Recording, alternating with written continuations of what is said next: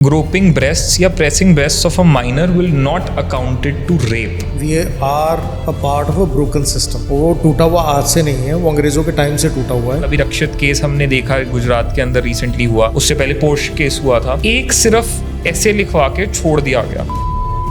किसके राइट ज्यादा एक्सप्लॉइट हो रहे हैं, मेन या वुमेन? हस्बैंड को विक्टिम ही कंसीडर नहीं करेगा तो आप कंप्लेंट कैसे फाइल करोगे कि तुम विक्टिम हो ही नहीं सकते। How much does a supreme court lawyer means? एक अपीयरेंस के आप वो एक दिन में वो कई करोड़ का काम कर सकते हैं। ऑपोजिशन पार्टी का धमकियों वाले कॉल्स आने लग जाएंगे। जो तू मुझे धमकी दे रहा है, तेरे से बड़े बड़े बंदों की तो हम बेल करवाते हैं। दोनों की मर्जी से सेक्स हुआ, अगले दिन लड़की ने बोला या तो मेरे को अभी 5 लाख रुपए चाहिए, नहीं दे रहे हो तो मैं जाके रेप केस फाइल कर रही हूँ। ड्रिंक की हुई लड़की का कंसेंट इज नो कंसेंट, कोई कंसेंट नहीं है उसका। लड़के को जेल होने के चांसेस बहुत ज्यादा हैं।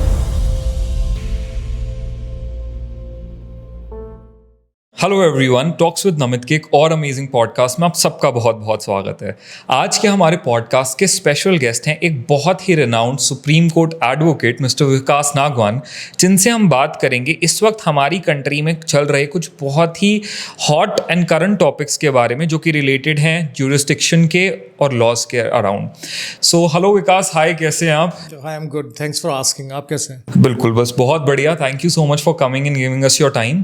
तो विकास, वाइल ओपनिंग दिस पॉडकास्ट मेरा डायरेक्ट स्ट्रेट फ्लैट क्वेश्चन होगा, क्योंकि अभी ना क्या हुआ है कि हमारी कंट्री में बहुत चीज़ें चल रही हैं साइड बाय साइड, अलग अलग हर तरह से, दैट इज़ लॉज के आसपास। तो अभी वन ऑफ द मोस्ट, जिसे कहेंगे ना हम कि अपसेटिंग थिंग एक आई, जो कि देखा गया कि इलाहाबाद हाई कोर्ट में एक जजमेंट, उनका एक जजमेंट आया that where the justice said that groping breasts या pressing breasts of a minor will not accounted to rape. अब एक हाई कोर्ट से, मतलब इतनी एक रेप्यूटेड जगह से जब ऐसे जजमेंट्स आए या जब ऐसी स्टेटमेंट्स आए, व्हाट डू यू थिंक? देखो, जब तक आप कानून नहीं पढ़ोगे तो आप इस तरह के क्वेश्चन पूछोगे और इस तरह के सेंटिमेंट जो है सोसाइटी में रहेंगे, क्योंकि ये हर जगह है, like not just me. It doesn't matter. The only thing is कि अगर आप कानून नहीं पढ़ोगे तो आपके दिमाग में वाहियात क्वेश्चन आएंगे तो वाहियात आंसर भी आएंगे। आप कानून पढ़िए। For the offence of rape there should be penetration, that can be at the lower part of the body और upper part of the body. लेकिन अगर आप सिर्फ ग्रोपिंग करते हो तो that amounts to outraging the modesty of a woman. उसके लिए सेपरेट सेक्शन है, उसके लिए सेपरेट जो आपकी पनिशमेंट है वो अलग है। तो आप ये नहीं बोल सकते it might amount to attempt to rape, अगर उसके साथ में कुछ और चीज़ें भी इंक्लूडेड हैं, जैसे डिसरोबिंग है, आप कहीं आइसोलेटेड सेक्लूडेड प्लेस पे उसको लेके जा रहे हो ये करते हुए, तो उस सिचुएशन में it might amount to attempt to rape. लेकिन सिर्फ इतना करने से अगर आप बोलो कि रेप हो गया तो that is not justified as per the legal mandates. But कहीं ना कहीं फिर इसी लॉ को, अभी इसी जजमेंट को होल्ड पे भी डाला गया। ये भी कहा गया कि नहीं, ये एक बहुत ही अपसेटिंग थिंग है by I guess the supreme Court itself, कि उस पहले तो इस स्टेटमेंट को होल्ड पे डाला गया उसको कि ये नहीं सही। So what do you think? अगर मैं आपका एक पर्सनल ओपिनियन, कोई भी जजमेंट अगर पास होगी तो उसके लिए सुप्रीम कोर्ट के पास जाने का रास्ता होता है। Supreme court suo motu cognizance ले सकता है। अब उस जजमेंट के अंदर टोटल क्या है क्या नहीं है आपने नहीं पढ़ा, पूरा मैंने नहीं पढ़ा, और सुप्रीम कोर्ट ने भी कुछ देख के उसको स्टे किया होगा। जब तक सुप्रीम कोर्ट का ऑर्डर नहीं आता है, the matter is sub judice, we can't talk about the merits of the case. मैं सिर्फ इतना बता रहा हूँ कि किसी के साथ कोई भी इंसिडेंट हो गया, कोई लड़का किसी लड़की को छेड़ दे, मान लीजिए जैसे बस में चलते हुए छेड़ दिया विद दिस सेम कि ग्रोपिंग हो गई, और आप उसको बोलो कि दिस अमाउंट्स टू रेप, तो उसमें पनिशमेंट बहुत ज़्यादा है। रेप के केसेस में पनिशमेंट मिनिमम 7 साल की जेल है, जो which might go to life imprisonment, और अगर एक्सट्रीम सर्कमस्टेंसेस हो तो जो आपकी डेथ पेनल्टी है शायद वो भी है। लेकिन अगर आप सिर्फ छेड़खानी कर रहे हो तो उस सिचुएशन में जो पनिशमेंट है वो कम है, that might go from 1 year to 5 years। अब उसके साथ में अगर एंसिलरी है, if there is no penetration, there is no attempt to penetrate, तो आप रेप की कैटेगरी में नहीं रख सकते ना। अगर कानून में, पार्लियामेंट ने कानून बनाया है, सारे के सारे सेक्शन जो हैं वो अलग अलग हैं। अब आप बोलो कि किसी को चांटा मार दिया, चांटा मारना ये सिंपल हर्ट, गाल पे उंगलियां छप जाती है ना, तो उसमें पनिशमेंट है वो कम है। लेकिन आपने किसी को चांटा मारा, उसके कान का पर्दा फट गया, तो that amounts to grievous hurt, उसमें पनिशमेंट ज़्यादा है। अब आपने, जैसे नवजोत सिंह सिद्धू का एक मैटर था, उन्होंने किसी को पंच किया और बंदा मर गया, तो अल्टीमेटली क्या है, मर्डर का चार्ज लगना चाहिए आपके हिसाब से, तो क्योंकि आपने पढ़ा नहीं है। लेकिन उनकी जो पनिशमेंट थी वो पनिशमेंट वॉज फार लेस, क्योंकि एक किसी को पंच करने से किसी की डेथ हो जाएगी, दैट इज़ नॉट श्योर एक रीजनेबल आदमी को कैसे पता लगेगा पंच करने से मर जाएगा आदमी? ठीक है, तो आपका इंटेंट मैटर करता है, आपका एक्ट मैटर करता है, आपने वो एक्ट किस तरीके से किया, किस एक्सटेंट तक किया, वो मैटर करता है। तो ऐसा नहीं है, हम हर चीज़ को एक लाठी से नहीं हाँक सकते हैं।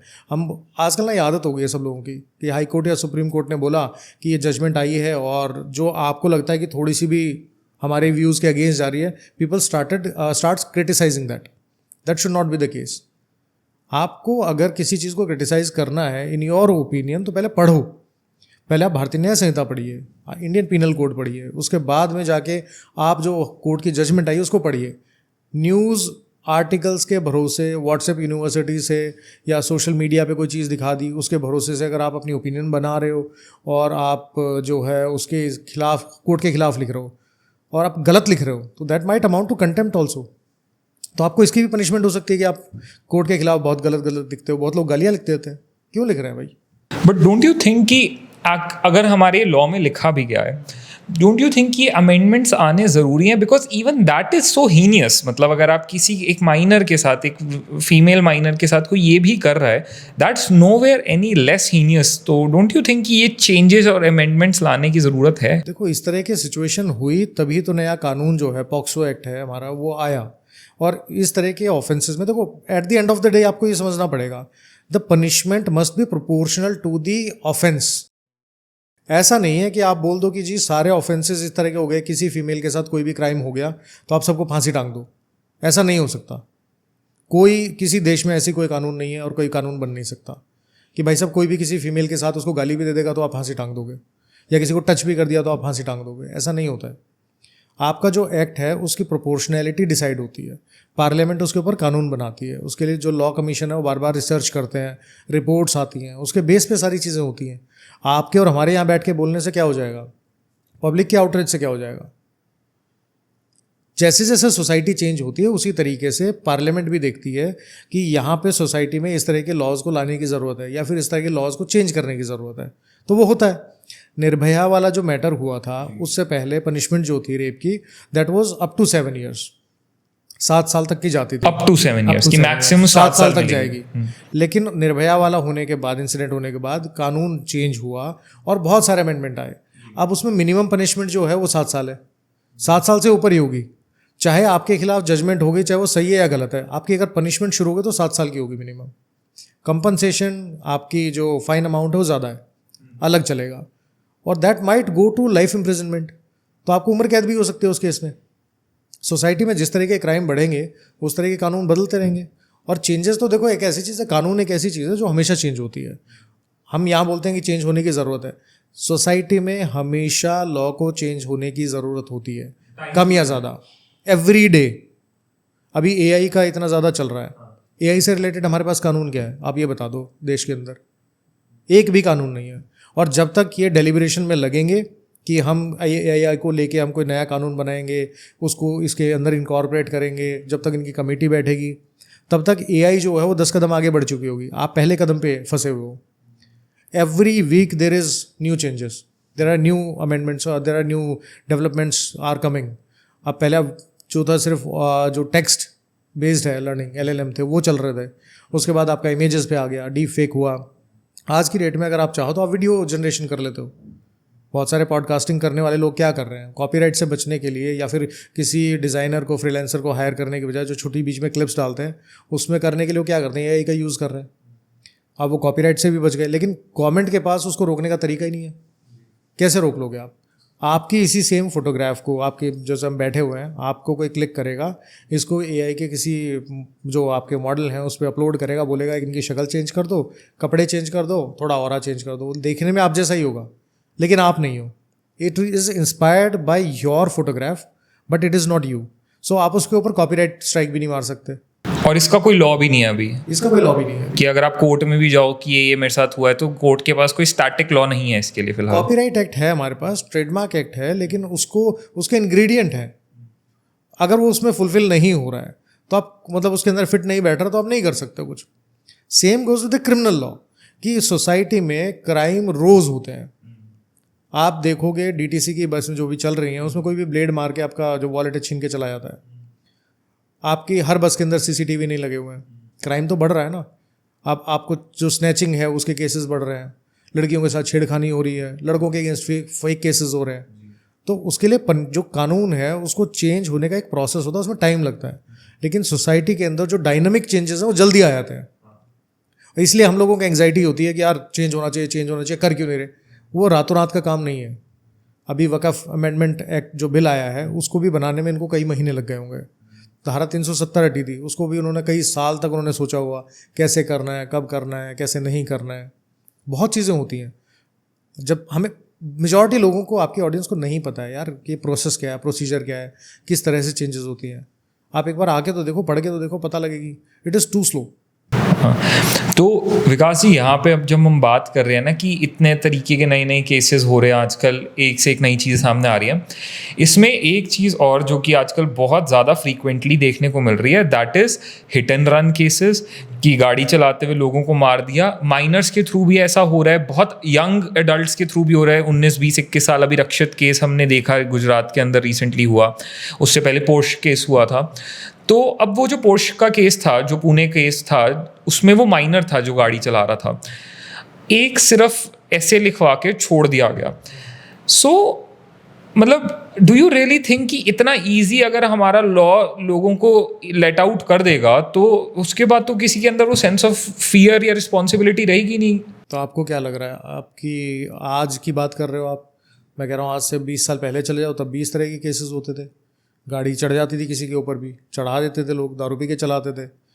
बहुत सारी जगह पे आप देखोगे, अभी जैसे हैदराबाद के अंदर एक गाड़ी थी, वो फ्लाईओवर से नीचे गिर गई थी। तो इस तरह के केसेस तो बहुत पहले से चल रहे हैं। आप एक केस को आपके सामने आ गया, मीडिया ने उसको हाईलाइट कर दिया, तो लोगों के बीच में हो हल्ला मच गया कि ये गलत हो गया। लेकिन आप ये समझो कि अगर कोई माइनर है, कोई क्राइम करता है, उसके लिए प्रोसीजर अलग है।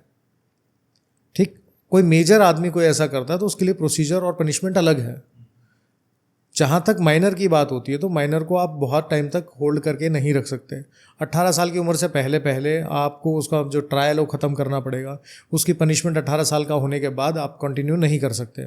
मतलब आप ये कह रहे हो कि अगर 16 साल के बच्चे ने किसी का आज की डेट में मर्डर कर दिया तो उसकी पनिशमेंट उसको मैक्सिमम 18 साल तक मिलेगी और उसके बाद कुछ नहीं? उसके बाद कुछ नहीं है, अनलेस प्रोसिक्यूशन एप्लीकेशन फाइल करे कोर्ट के अंदर कि we want to try this person as an adult. इसको पता था कि मैं क्या कर रहा हूँ, इसको कॉन्सिक्वेंसेज पता थे, इसका माइंडसेट जो है अडल्ट आदमी के बराबर था, तो और कोर्ट उसको अलाउ कर दे, तब जाके उसका जो ट्रायल है एज एन अडल्ट चलेगा, तब जाके उसकी पनिशमेंट जो है एज एन अडल्ट हो सकती है। बट ये बहुत हज़ारों में से कोई एक केस होता है, सारे केसेस में नहीं होता है।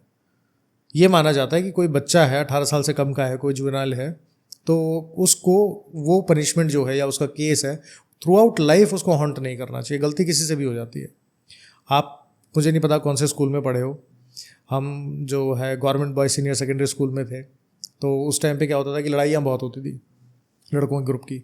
अब कोई भी एक माइनर जब लड़ाई हो जाती है तो बच्चों को ये नहीं पता होता इसके कॉन्सिक्वेंसेज क्या होंगे। कोई किसी के सर पे ईंट मार देता है, कोई रॉड मार देता है, कुछ भी हो जाती हैं चीज़ें। तो इसका मतलब ये नहीं है कि अगर आपने एक बार गलती कर दी तो थ्रू आउट लाइफ आपको उसको जो खामियाजा भुगतना पड़े।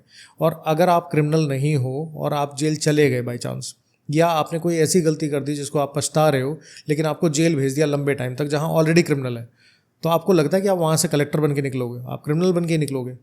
तो हमारे यहाँ पे जो हमारा जुडिशल सिस्टम है that does not work on the retribution, revenge पे काम नहीं करता है। वो कहता है रिहेबिलिटेशन होना चाहिए। गलती किसी से भी हो गई लेकिन उसको सोसाइटी का पार्ट बनने का मौका मिलना चाहिए, चाहे वो मर्डर किया हो और चाहे उसने सिंपल किसी को चोट दी हो। अब विकास जी, इसमें ना एग्जैक्टली हम जब माइनर्स की बात कर रहे हैं, अब जैसे आपने निर्भया की हमने 2 मिनट पहले बात की, तो निर्भया केस में भी एक जो था कल्प्रिट वो माइनर था। चाहे माइनर था, मैं कहता हूँ 18 साल हमने लीगल एज रखी है, उसकी एज उससे 1 साल कम है, 2 साल कम है, 16 साल का था। पर एक बच्चा, सो कॉल्ड बच्चा 16 साल का, जो एक लड़की का रेप अटेम्प्ट कर रहा है, वो रेप कर रहा है एक लड़की को, फिर उसके बाद लॉ ये कहती है कि यार इसको पता नहीं था ये क्या कर रहा है, ये बच्चा है, ये माइनर है, तो इसको एक चांस और मिलना चाहिए। But do you really think कि वो जो बंदा ये सब कर रहा है उसको सच में नहीं पता वो क्या कर रहा है? He is not such a kid. आप नहीं समझ रहे हो, बात ये नहीं कि उसको पता है या नहीं पता है। आप कोर्ट को, आपका जब क्वेश्चन है ना उसमें कोर्ट ज़्यादा आ रहा है जबकि पार्लियामेंट ज़्यादा आना चाहिए। ओके, ठीक है। Court is bound by law. Parliament ने कानून बनाया, उसने बोला कि भाई 18 साल से छोटा जो है माइनर माना जाएगा। माइनर माना जाएगा तो उसका ट्रायल प्रोसेस जो है वो एक बंद जगह पे दूसरा एक बोर्ड होता है वो करेगा, ठीक, उसकी पनिशमेंट ये होगी।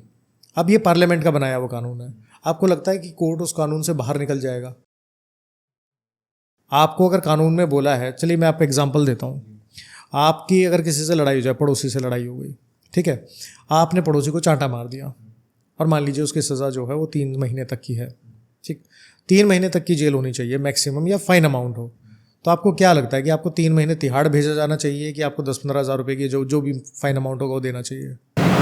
ऑफ कोर्स अगर हाँ फाइन अमाउंट ही होएगा, क्योंकि यू आर द पर्सन जिसने चांटा मारा है। और अगर आप घर से बाहर निकले हो, आपको कोई चांटा मार दे तो आप कहोगे कम से कम 10 दिन तो जेल में रहना चाहिए आदमी। It is the perspective. आदमी को होता क्या है, मैं देखिए निर्भया वाले केस में जो हुआ वो बहुत गलत हुआ, ठीक है, उसकी वजह से सरकार जो है वो कानून उसने चेंज किया, आज भी उस कानून का इम्प्लीमेंटेशन होता है और उस इम्प्लीमेंटेशन की वजह से एक तरीके से हमारे जो इस तरह के केसेस हैं वो कम हो जाने चाहिए थे, लेकिन वो कम नहीं हो रहे, वो बढ़ रहे हैं। तो आप इसको ये देखो कि कानून में चेंजेस तो आ गए, लेकिन उसकी इम्प्लीमेंटेशन किस तरह से होगी वो दूसरी स्टोरी है। हम लोगों की आदत हो गई है कोर्ट को ब्लेम करने की। कोर्ट को ब्लेम करने से कुछ नहीं होगा। Court is bound by the law made by the parliament. आप पार्लियामेंट के बारे में कोई बात नहीं करता, आप अपने जो मेंबर ऑफ पार्लियामेंट है उसको कुछ बोलते नहीं हो, चाहे वो लोकसभा में हो राज्यसभा में हो। आप एक लॉयर से क्वेश्चन पूछते हो कि जी कोर्ट ने बहुत गलत कर दिया। अरे कोर्ट ने क्या गलत कर दिया यार? कोर्ट के सामने तो लिखित में आता है कि ये किताब है, इस किताब में ये लिखा हुआ है, इसके हिसाब से अगर इंग्रेडिएंट फुलफिल होते हैं तो आप करो, वो करना पड़ेगा। सो डू यू थिंक कि पार्लियामेंट को चेंजेस लाने की ज़रूरत है ये माइनर्स के लॉज में? बिल्कुल, हमारा सिस्टम जो है it is a broken system. Parliament को इस टाइम पे चाहे वो जुवेनाइल से रिलेटेड हो चाहे मेजर लोगों से रिलेटेड हो, there are tremendous amount of amendments जो लेके आने चाहिए। और मुझे नहीं लगता कि वो सोच तो रहे होंगे, लेकिन उसको लाने का जो प्रोसेस है वो थोड़ा स्लो है, बट लाना चाहिए, बिल्कुल लाना चाहिए। अब जैसे रक्षित का केस हुआ गुजरात वाला, he is not a minor, he is like 20-21 somewhere around, तो वो एक मेजर माना जाएगा, उसका ट्रायल उस एडल्ट की तरह ही होगा। बिल्कुल। So what do you think कि अब जैसे वहाँ पे एक लेडी की डेथ हुई, कुछ लोग इंजर हुए, तो क्या सज़ा हम मतलब उसमें दी जा सकती है? देखो, अगर आप गाड़ी चला रहे हो और गाड़ी चलाते टाइम आपका एक्सीडेंट हो गया, उसकी वजह से कोई मर गया, तो उसमें जो सज़ा है वो 5 साल तक की है। पहले वो 2 साल की सज़ा होती थी आईपीसी में, सेक्शन 304A, जो बेलेबल ऑफेंस था। पुलिस स्टेशन गए, आपको बेल मिल गई। अब क्या है कि सेक्शन 106 आ गया है जो भारतीय न्याय संहिता में है। वहाँ अगर रैश और नेग्लिजेंट एक्ट की वजह से किसी की डेथ हो गई है तो वहाँ 5 साल तक की जेल है। लेकिन आपने गाड़ी से किसी को मार दिया और आप उसको पुलिस को इन्फॉर्म किए बिना या उसको मेडिकल हेल्प दिए बिना या मजिस्ट्रेट को बताए बिना भाग जाते हो, तो सज़ा जो 10 साल की है। तो कानून में चेंजेस आए हैं, सज़ा बढ़ी है। तो उसको जो अगर जैसे हमारा अभी केस चलेगा, इसका केस चलता है, तो केस चलने के बाद उसको जो 5 साल की या फिर जैसे 10 साल की जो भी अप्रोप्रिएट होगी चार्जशीट के बेसिस पे वो सज़ा हो सकती है। विकास जी, चलिए ये तो हुई माइनर्स की बातें और रोड पे जो रैश ड्राइविंग एंड ऑल की वजह से केसेस होते हैं। अब आते हैं ज़रा कि ये जो आजकल मैरिटल इश्यूज़ को लेकर इतने सारे केसेस आ रहे हैं, again one of the most prominent hot topics, की कहीं ना कहीं देखा जा रहा है एक वक्त था जब महिलाएं पीड़ित होकर कोर्ट के पास जाती थी कि हमारे साथ ये गलत हुआ है, वो गलत हुआ और हमें न्याय चाहिए। आजकल थोड़ा सिनेरियो पलटता दिखाई दे रहा है कि महिलाओं से ज़्यादा पुरुष जा रहे हैं कोर्ट के आगे कि हम इस तरह से पीड़ित हैं, हमारे ऊपर 4 फॉल्स एलिगेशंस लगा दिए गए हैं और हमें एलिमनी में इतना इतना पैसा देना पड़ रहा है या जो कुछ भी है।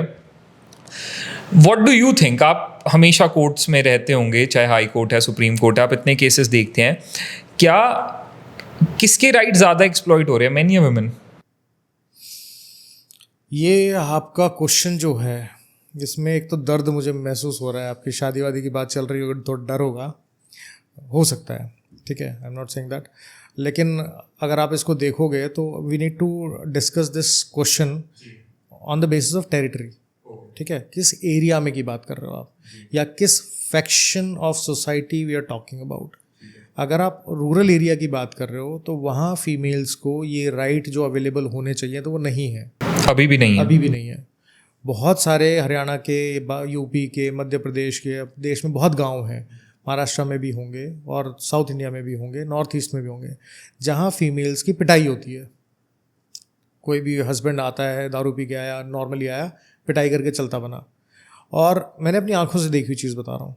और वो लेडीज़, वो फीमेल्स पुलिस तक पहुँच नहीं पा रही हैं। क्यों? क्योंकि या तो माँ बाप बोलते हैं कि हमारे सोसाइटी में नाक कट जाएगी, या तो कोर्ट कचहरी करने वाले आदमी हैं, तू बेटा केस करेगी तो तेरी बहन की शादी नहीं हो पाएगी, दूसरा रिश्ता कहाँ से आएगा। घर का ही बहुत प्रेशर है। दूसरा, उनके पास इतना पढ़ी लिखी नहीं होती हैं कि वो अपना बिजनेस कर सकें, इंडिपेंडेंट हो सकें। जहाँ उन लॉज की बहुत ज़्यादा ज़रूरत है वहाँ इम्प्लीमेंटेशन कम है। जहाँ लड़कियाँ पढ़ी लिखी हैं, जैसे अर्बन एरियाज़ की, आपके पास जो न्यूज़ में आता है ना वो अर्बन एरियाज से आता है। कितनी ऐसे, आपके पास एक बात बताओ मुझे, लास्ट एफआईआर आपने कब सुनी थी राजस्थान से या नॉर्थ ईस्ट से या साउथ इंडिया से कि चाइल्ड मैरिज हो रही है, उसमें एफआईआर रजिस्टर की है? आपने सुनी भी नहीं होगी क्योंकि सोशल मीडिया में आया नहीं है। ठीक है, आप नॉलेज लेके बैठे हो सोशल मीडिया की, प्रैक्टिकल नॉलेज नहीं है। आप मुझे लास्ट एफआईआर बता दो इस तरह की, अगर लास्ट सुसाइड बता दो किसी हस्बैंड का, जो आपने सुना हो किसी रूरल एरिया का बंदा था जो जॉब नहीं कर रहा था, कोई खेती बाड़ी कर रहा था, क्योंकि सोशल मीडिया में नहीं आया है। तो आप मुझसे क्वेश्चन पूछ रहे हो सोशल मीडिया की इन्फॉर्मेशन के बेस पे पूछ रहे हो। रूरल एरिया में इस तरह के लॉज के इम्प्लीमेंटेशन की बहुत ज़्यादा ज़रूरत है, क्योंकि बेटियां या तो बाप पे डिपेंडेंट होती हैं या हस्बैंड पे डिपेंडेंट होती हैं, और हस्बैंड के बाद बच्चों पे डिपेंडेंट होती हैं। वो कुछ और नहीं कर सकती हो। कोई अपना बिजनेस करना चाहती है तो उसको जो घर के लोग हैं वही रोक देते हैं। जहाँ अर्बन एरियाज़ की बात करते हो, जहाँ लड़कियाँ पढ़ी लिखी हैं, जहाँ जॉब कर रही हैं, जहाँ उनके पास इन्फॉर्मेशन की एक्सेस है, मोबाइल फ़ोन उनके पास है, जहाँ वो लॉयर को एक्सेस कर सकती हैं, उसको पे कर सकती हैं, वहाँ इस तरह के कानून का मिसयूज़ ज़्यादा हो रहा है। तो एक जगह पे फीमेल्स के राइट वायलेट ज़्यादा हो रहे हैं, एक जगह पे मेल्स के राइट ज़्यादा वायलेट हो रहे हैं।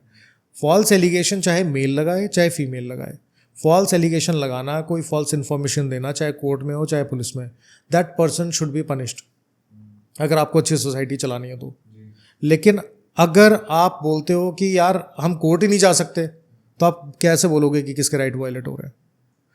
प्रॉब्लम ये है कि अगर किसी मेल के अगेंस्ट ये इस तरह के फॉल्स एलिगेशन लग जाते हैं तो उसके पास रेमेडी नहीं है बहुत ज़्यादा, और अगर हैं तो वो इतनी दूर है कि जब तक वो उस रेमेडी को अवेल करने की कोशिश करेगा तब तक वो सोचेगा कि यार पैसे वैसे देके निपटा, अपनी ज़िंदगी जी ले।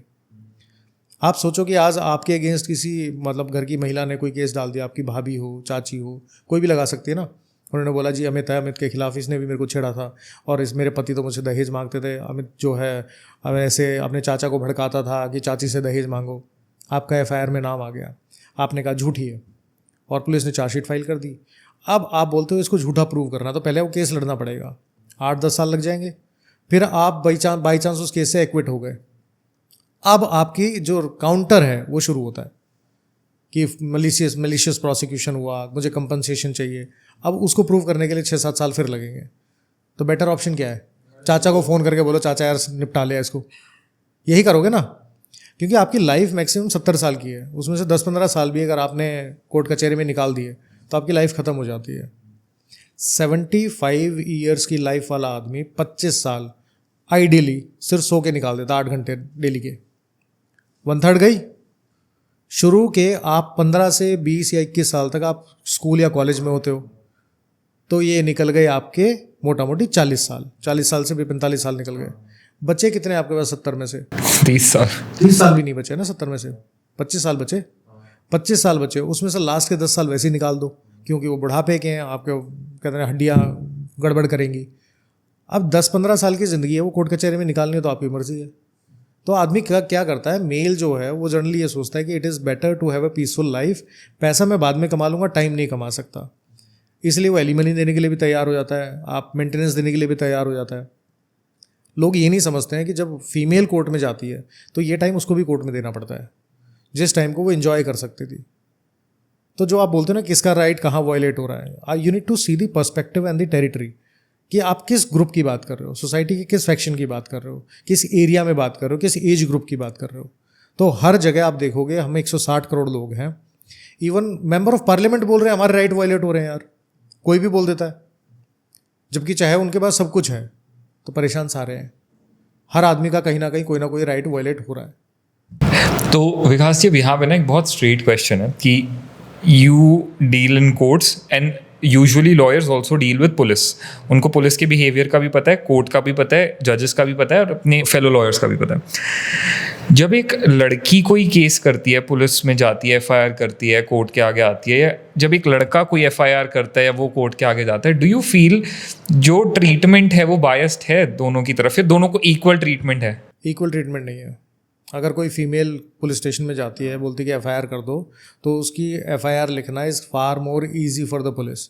एक लड़का जाता है कि किसी लड़की ने मेरे साथ गलत कर दिया, मेल गया है, फीमेल ने मेरे साथ गलत कर दिया, उस पर एफआईआर करना इज़ क्वाइट डिफिकल्ट, उस पर करवाना ही बहुत मुश्किल हो जाता है कि वो एफआईआर भी दर्ज नहीं होगा, एफआईआर ही दर्ज करनी बहुत मुश्किल हो जाती है। क्योंकि मेरे को ऐसा लगता है यार, चलो मैं ये मान सकता हूँ कि विमेन के साथ डोमेस्टिक वायलेंस के केसेस बहुत हो रहे हैं, बट ऐसा नहीं है कि मेन के साथ बिल्कुल नहीं हो रहे। कुछ घरों में मर्द भी पिट रहे हैं, लेकिन कितने ही ऐसे मर्द होते होंगे जो डोमेस्टिक वायलेंस का केस फाइल करते होंगे अपनी वाइफ के अगेंस्ट? नहीं कर सकते ना, क्योंकि डोमेस्टिक वायलेंस एक्ट जो है that does not consider male as the victim.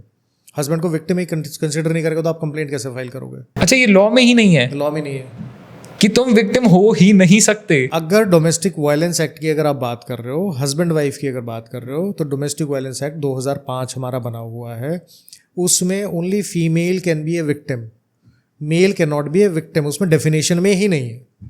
तो अगर हस्बैंड के साथ मारपीट हो गई, हस्बैंड के साथ कोई फाइनेंशियल वायलेशन हो गया, या फाइनेंशियल वायलेंस हो गया, मेंटल वायलेंस हो गया, फिजिकल वायलेंस हो गया, तो वो डोमेस्टिक वायलेंस एक्ट के अंडर में अपनी वाइफ के अगेंस्ट सेम कंप्लेंट नहीं फाइल कर सकता, पीरियड।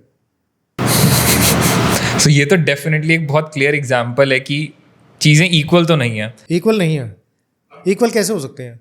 मेल फीमेल इक्वल नहीं है। आप देखो, अब फिर वही बात आती है, अब हम लोग सारे ना बैठे हुए हैं, ये भाई भी बैठा सुन रहा होगा, कि अल्टीमेटली क्या होता है कि हम कहते हैं कि there is article 14 right to equality, that is one of the best right. हमारे इंडिया में right to equality is not absolute and that is not as it is, या that is not implemented as it is mentioned. हमारे यहाँ right to equality का मतलब है equality among equals. एक group में आप बिलोंग करते हो तो उसमें आपको इक्वालिटी मिलेगी, आप दूसरे ग्रुप में चले गए तो आपको उस ग्रुप के अंदर इक्वालिटी मिलेगी। आप ये नहीं कह सकते दोनों ग्रुप्स को इक्वल ट्रीट कर लो, you can't say that. And that is why reservation is there, that is why special laws for the old aged parents are there, senior citizens are there, that is why there are different laws for juveniles children, there are different laws for females, there are different laws for different caste people, there are different laws for different minorities, so called minorities. तो इसी वजह से वो right to equality absolute नहीं है। आप जो, मैं again I am telling you, आप गूगल से, सोशल मीडिया से राइट टू इक्वालिटी का झंडा लेके घूमते रहोगे, कोई फ़ायदा नहीं होता। वो that is not implemented as it is mention in the constitution. और विकास देखो, एक लॉयर जिसने 8-10 साल दिए हैं प्रैक्टिस में, वो इतना वाइज हो चुका है, वो इतने केसेस देख चुका है, तो कहीं ना कहीं जब एक लॉयर के सामने केस आता है, चाहे वो वुमेन लेके आए चाहे मैन लेके आए, उसको पता होता है यार ये कितना सही बोल रहे हैं, कितना बढ़ा के बोल रहे हैं, कौन सा केस कितना जेन्युइन है, कितना फेक है। तो आज के वक्त में जब एक वुमेन अपने हस्बैंड के अगेंस्ट कोई भी ऐसा कोई केस डालती है, मेंटेनेंस का, सेपरेशन का, ये वो, तो जो उसके अंदर, उस केस के अंदर मान सकते हैं कि 20% सही होगा, लेकिन कई बार लोग बहुत हद तक फेक चीज़ें भी डाल देते हैं कि यार केस को सिर्फ भारी करने के लिए, कि बहस हुई थी, चलो डोमेस्टिक वायलेंस का भी डाल देती हूँ, दहेज भी डाल देती हूँ, केस भारी हो जाएगा ज़्यादा, तो मेरे को ज़्यादा वो हो जाएगा। एज पर यू, ऐसे केसेस ज़्यादा बढ़ रहे हैं इस वक्त पे? बिल्कुल। जितने भी केसेस कोई भी पत्नी अपने इन लॉज के अगेंस्ट लगाती है, उसमें से 90% जो एलिगेशन होते हैं जनरली वो फेक एलिगेशन होते हैं। और एडवोकेट जानते हैं कि यार ये तो बस केस को वो करने के लिए डाल रही हैं। जानने की बात नहीं है ना, वो दिन चले गए जब लोग बोलते थे कि एडवोकेट की सलाह थी, उन्होंने बताया था। आजकल तो लॉयर के पास आने से पहले गूगल पे सब कुछ पढ़ के आते हैं लोग। वो बोलते हैं जी आप ये एलिगेशन भी लगा दो, ये एलिगेशन भी लगा दो, ये एलिगेशन भी लगा दो। मेरी फूफी की बेटी के ने भी इस तरह के एलिगेशन लगाए थे, उसको इतनी एलिमनी मिली थी, मेंटेनेंस मिली थी, यही एलिगेशन आप इस केस में भी लगाओ। वो या फिर लिख के ले आते हैं कि हम तो ऐसे ही करेंगे, यही लिख के देना पुलिस को। वो खुद भी अपनी स्टोरी लिख लेते हैं कि सर ये स्टोरी है, आप देख लो बस। मेरे साथ तो ऐसा हुआ है। लॉयर का सारा काम खुद कर चुके, मेजॉरिटी काम खुद करके बैठे होते हैं, और जब इस तरह का काम करके बैठे होते हैं तो फिर करे क्या आदमी? बहुत बहुत बहुत चंट आदमी है सर दुनिया में। तो देखिए, जैसे हमारा कानून कहता है दहेज गैर कानूनी है, साफ स्पष्ट शब्दों में, बिल्कुल है, कोई मना ही नहीं है इस बात में, दहेज गैर कानूनी। क्या आपको लगता है एलिमनी भी गैर कानूनी होनी चाहिए उस हिसाब से? फिर देखो, होना तो बहुत कुछ चाहिए, बट ऐसा है नहीं। एलिमनी का जो कॉन्सेप्ट है वो अलग है। मैंने इसके ऊपर एक बुक भी लिखी थी, the big fight. Between husband and wife, maintenance related. उसमें मेंटेनेंस को, एलिमनी को लेके काफ़ी डिस्कस किया है मैंने। देखो एलिमनी का जो पर्पज़ है, मेंटेनेंस का जो पर्पज़ है, वो अलग तरह का है। वो that is based on the support system. जिस सोसाइटी के अंदर फीमेल्स की हालत ऐसी हो कि जो शादी के बाद बहुत बार खुद को मेंटेन नहीं कर सकते, I am talking about the majority chunk. मैं उन एजुकेटेड फीमेल्स की बात नहीं कर रहा हूँ, उन वर्किंग फीमेल्स की बात नहीं कर रहा हूँ जो ऑलरेडी बहुत अच्छा पैसा कमा रही हैं। मैं उनकी बात कर रहा हूँ जो पढ़ी लिखी नहीं है, जो जिनके पास ये कॉन्फिडेंस नहीं है कि हम जॉब कर लेंगे और जॉब करेंगे तो अच्छी जॉब करके सर्वाइव कर लेंगे। हम उस एरिया में रहते हैं जहाँ पे that lady is dependent on the either husband और द फादर। मैं उसकी बात कर रहा हूँ। उस सोसाइटी में अगर लात मार के किसी को निकाल दिया जाए तो आपको क्या लगता है, क्या उसको सपोर्ट मिलना चाहिए कि नहीं मिलना चाहिए? मिलना चाहिए। तो ये एलिमनी और मेंटेनेंस का जो लॉ है वो बेसिकली आया इसलिए था। इसका मिसयूज़ होने लगा, वो डिफरेंट स्टोरी बन गई। और एलिमनी तो चलो एक अलग स्टोरी हो गई। आजकल अगेन ये चल रहा है कि ना एक ये तो अच्छा बिजनेस मॉडल बन गया है। एक अच्छे खासे लड़के से शादी करो, 2 महीने 6 महीने बाद डिवोर्स फाइल कर दो और बोल दो मेरे को तो दहेज में मतलब मेरे को तो जायदाद का आधा हिस्सा चाहिए और वो लड़के को देना पड़ेगा। Does our law anywhere specifies कि हाँ वाइफ क्लेम कर सकती है अपना आधा राइट हस्बैंड के एसेट्स पे? इंडिया में नहीं कर सकती। वो आप यूएस की इंफॉर्मेशन की बात कर रहे हो। इंडिया में ऐसा नहीं है। इंडिया में ऐसा नहीं है कि अगर कोई भी फीमेल, देखो पहली बात, इस क्वेश्चन को 2 तरीके से डिस्कस करते हैं। आपने बोला बिजनेस बन गया है, हाँ बहुत जगह पे बिजनेस बन गया है। ऐसी बहुत सारी फीमेल्स हैं जो कॉन्टीन्यूसली सीरियल मैरिज करती हैं। एक मैरिज की, केस किया, पैसे लिए, फिर दूसरी मैरिज की, केस किया, पैसे लिए। इस तरह के बहुत सारे हैं। इवन 6-6, 7-7 शादियाँ कर लेती हैं। तो कुछ लोगों ने मिसयूज़ किया है इस कानून का, सभी नहीं कर रही हैं। अब ऐसा अगर हर लेडी ऐसा कर रही हो तो कोई भी लॉयर, कोई भी जज तो शादी करता ही नहीं। But majority of the lawyers are married. मेरी खुद की शादी हो चुकी है।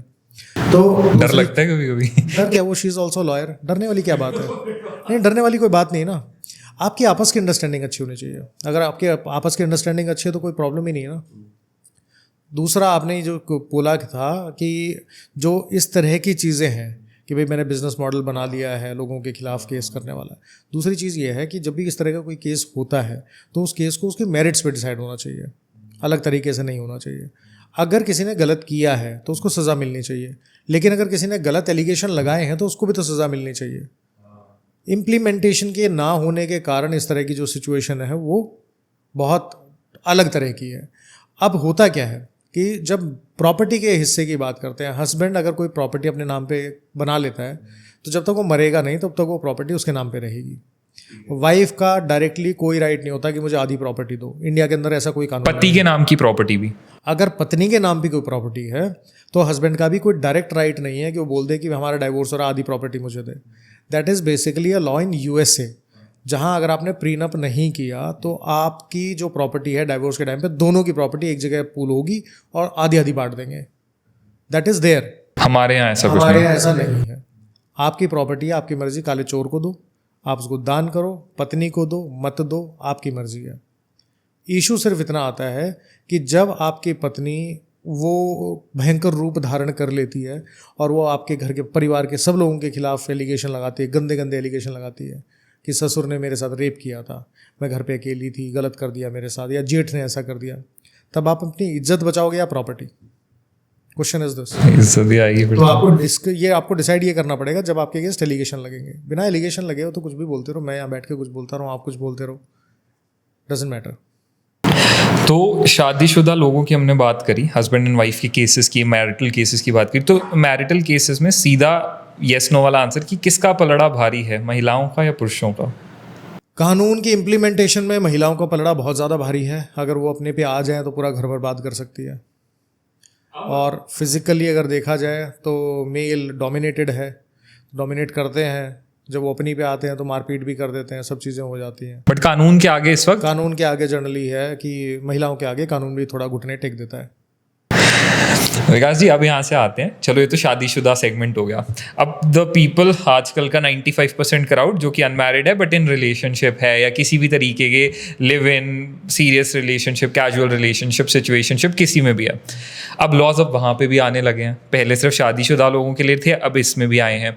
रिसेंटली काफ़ी हॉट टॉपिक रहा चर्चा का, आई गेस आपने भी कई जगहों पे इसके बारे में बात करी, दैट एक ये लॉ आया कि अगर एक लड़का और लड़की रिलेशनशिप में रहे हैं और लड़के ने शादी का वादा किया है लड़की से और वो एंड टाइम टाइम पे मना कर देता है कि मैं तो शादी नहीं करूंगा, so girl has the right to file a case against him. Section 69। जी।